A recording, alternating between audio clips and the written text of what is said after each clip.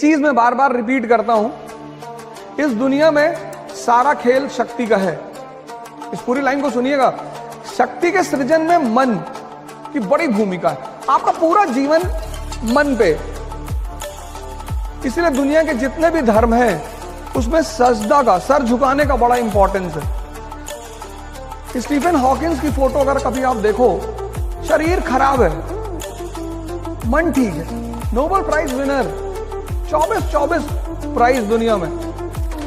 और दुर्योधन की अगर आप फोटो देखो तो पूरा शरीर ठीक है,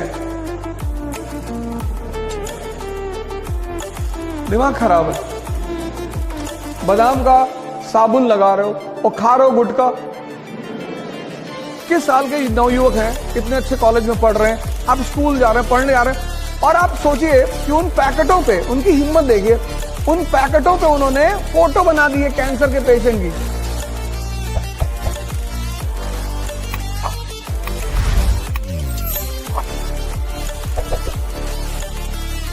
चीज मैं बार बार रिपीट करता हूं, इस दुनिया में सारा खेल शक्ति का है और शक्ति के सृजन में मन की बड़ी भूमिका है। इस पूरी लाइन को सुनिएगा। शक्ति के सृजन में मन की बड़ी भूमिका है।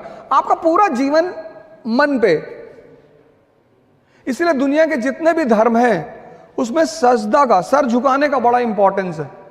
आप मंदिर में भी सर झुकाते हुए लोगों को देखोगे, मस्जिद में भी देखोगे, कहीं भी जाओगे तो सर झुकाने का बड़ा कॉन्सेप्ट है, क्योंकि मनुष्य का पूरा जीवन यहां से संचालित है। स्टीफन हॉकिंस की फोटो अगर कभी आप देखो, शरीर खराब है, मन ठीक है। नोबेल प्राइज विनर, 24 प्राइज दुनिया में। और दुर्योधन की अगर आप फोटो देखो तो पूरा शरीर ठीक है, दिमाग खराब है। मैंने कहा ना, आपने देखना बंद कर दिया है। आप बादाम का तेल लगा रहे हो सर में, बादाम का शैम्पू लगा रहे हो, बादाम का साबुन लगा रहे हो और खा रहे हो गुटखा।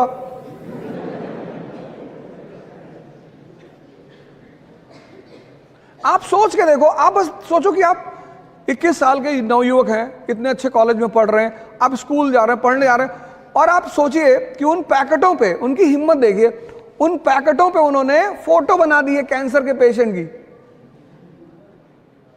आप उनकी ताकत देखिए कि आपको वो कितना मूर्ख समझते हैं कि मरा हुआ दिमाग है तुम्हारा। आज अगर आप, तो मुझे नहीं लगता आप में से कोई खाता होगा,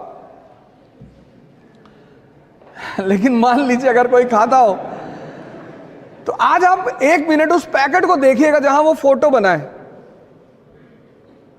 बस आप गौर से एक बार उसे देखिएगा। तो जब सारा संचालन मन से होगा, सारा, तो शरीर से ज्यादा किस पे ध्यान दिया जाना चाहिए? मन पे। स्वामी विवेकानंद गए यूरोप, अमेरिका, कोई टाई नहीं, कोई सूट नहीं, कुछ नहीं, कितना सम्मान हुआ। तो वो सम्मान किसका था? ज्ञान का। आज डॉक्टर अंबेडकर भगवान के समान इस देश में हैं, वो सम्मान किसका है? उनके ज्ञान का। किसने उन्हें इतना ताकतवर बनाया? ज्ञान ने। कभी आपको मौका लगे, आप डॉक्टर अंबेडकर की एक किताब जरूर पढ़ना, कंपलसरी पढ़ना। मतलब 2 किताबें तो आपको पढ़नी चाहिए। एक एपीजे कलाम की इग्नाइटेड माइंड्स पढ़नी ही चाहिए आपको। आपको पता चलेगा कि यूथ को क्या क्या उसमें 13 चैप्टर हैं, और वो 13 चैप्टर नहीं है, वो 13 नियम है। जैसे पहला चैप्टर में उन्होंने ड्रीम पे चर्चा की है, सपने पे, कि हर व्यक्ति को सपना देखना चाहिए। तो अंबेडकर की एक किताब है, डॉक्टर अंबेडकर की, Buddha and his gospel, Buddha और उनके उपदेश। प्लीज आप कम से कम जीवन में ये 2 किताब जरूर पढ़ी, एक इग्नाइटेड माइंड्स और एक बुद्धा एंड हिज गॉस्पेल। और इन दोनों किताबों का जो एसेंस है, सार, वो यही है कि व्यक्ति को सबसे ज्यादा काम अपने मन पे करना चाहिए।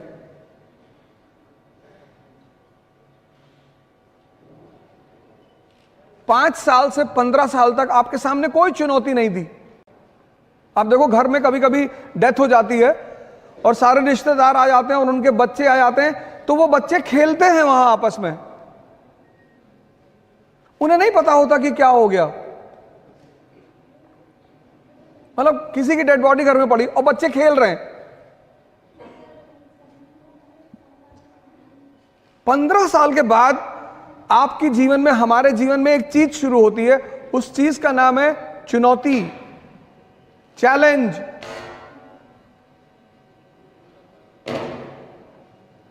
तभी तो रश्मि रथ में एक स्टैंजा है पूरा, आप सबको वो पढ़नी चाहिए। आप राजा बनना चाहते हैं, आप कुछ बड़ा करना चाहते हैं दुनिया में, तो रश्मि रथ की वो लाइनें इतनी कीमती हैं। वसुधा का नेता कौन हुआ? वसुधा मतलब धरती, इसका नेता कौन हुआ? भूखंड विजेता कौन हुआ? सिकंदर की बात हो रही है। अतुलित यश क्रेता कौन हुआ? भगवान श्री कृष्ण। नवधर्म प्रणेता कौन हुआ? भगवान बुद्ध। अब सोचिए, कवि खुद सवाल कर रहा है, वसुधा का नेता कौन हुआ? Question mark. भूखंड विजेता कौन हुआ? Question mark. अतुलित यश क्रेता कौन हुआ? Question mark. नवधर्म प्रणेता? Question mark. कवि क्वेश्चन कर रहा है, जो आपका क्वेश्चन है उसको वो कर रहा है। जिसने ना कभी आराम किया, विघ्नों में रहकर काम किया। विघ्न मतलब चैलेंज, जिससे आप भाग रहे हो। और आप भाग क्यों रहे हो? क्योंकि आपने मन को अपने जीवन से बाहर, आप उसको साइडलाइन करते हो। इस देश में ध्यान वो लोग करते हैं ज्यादातर जो बीमार हैं। मैं बाबा रामदेव के यहां गया था, तो वहां ज्यादातर वो लोग हैं जिनको डायबिटीज है, शुगर है, बीपी है। ये रोगियों के लिए नहीं है, ये युवाओं के लिए है।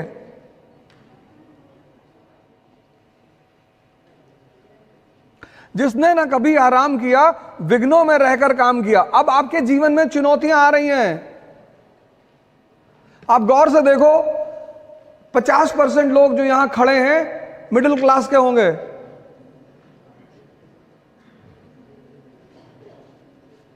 अगर बहनें हैं घर में तो उनका विवाह करना है, आपको नौकरी लेनी है। अब आप गौर करो, एक बहुत भयंकर चीज आपके जीवन में आनी शुरू हो चुकी है, चुनौती। जिसने ना कभी आराम किया, विघ्नों में रहकर काम किया। जीवन में विघ्न जब आते हैं, सोते से हमें जगाते हैं। कैसे?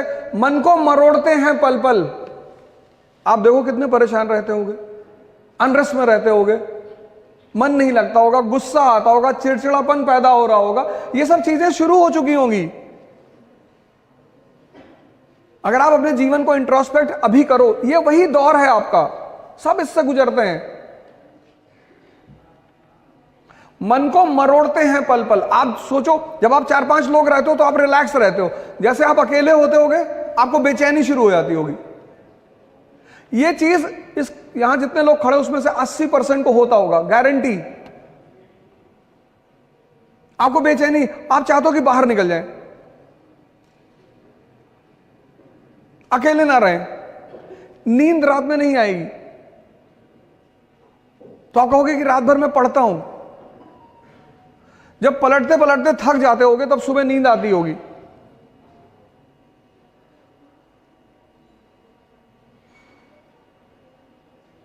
मन को मरोड़ते हैं पल पल, तन को कहीं बीमारी हो गई, कहीं पेट में दर्द हो गया, किसी को माइग्रेन होगा। आजकल के सबसे बड़ा रोग माइग्रेन है। माइग्रेन इसीलिए कि सपने भी बड़े हैं और चुनौतियां भी बड़ी हैं, और दोनों में लड़ाई चल रही है।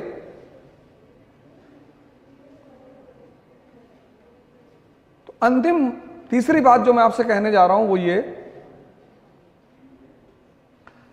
कि इस देश की सबसे बड़ी विधा है ध्यान। ध्यान मतलब ये नहीं कि आंख बंद करके 3 घंटे लेटे हैं, उसको हरामखोरी है।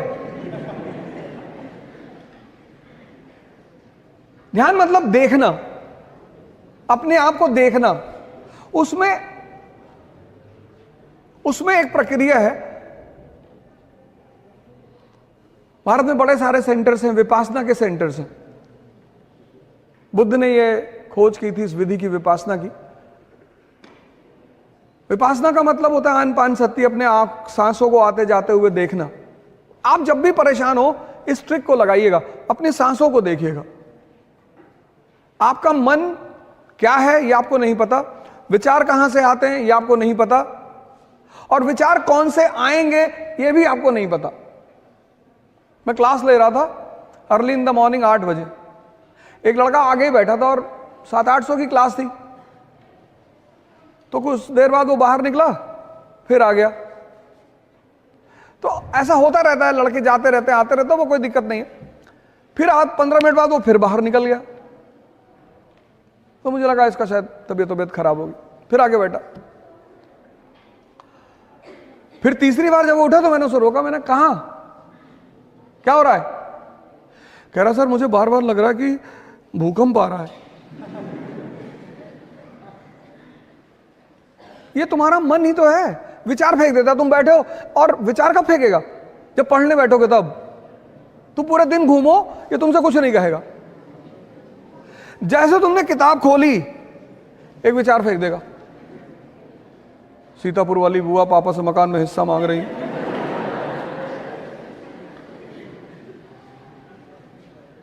आपने कभी गौर किया इन बातों पे? नहीं किया होगा। ये ध्यान है उस विचार को देखना कि मांगने दो हिस्सा।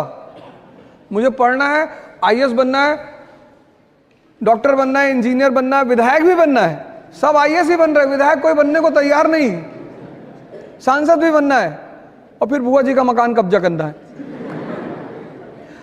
वही जो तुम्हें विचार दे रहा है उसको तुम पलट कर क्यों नहीं दे रहे हो वापस? तुम उसके प्रभाव में आ जा रहे हो, एक्सेप्ट कर ले रहे हो। फिर वो तुम्हें अगले आधे घंटे नचा रहा है और तुम्हारा मन थक गया। मैं सब लोगों से हाथ जोड़कर अपील कर रहा हूं, जोड़ लिया, कि आप सभी लोग ध्यान से जुड़ें।